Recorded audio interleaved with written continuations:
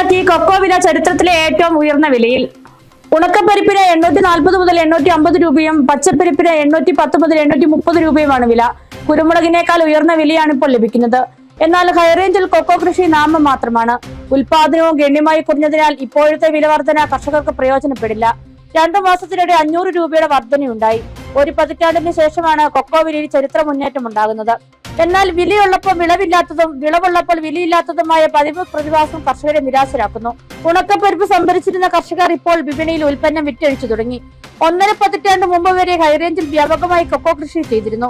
ചുരുങ്ങിയ ചെലവിൽ കൂടുതൽ വരുമാനം ലഭിക്കുന്ന വിളയാണെങ്കിലും ഉൽപാദനം വൻതോതിലിടിഞ്ഞു.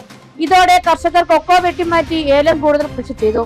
കാലാവസ്ഥ അനുകൂലമായ ഹൈറേഞ്ചിൽ ലോ റേഞ്ചിനേക്കാൾ കൂടുതൽ ഉൽപാദനം ലഭിക്കും.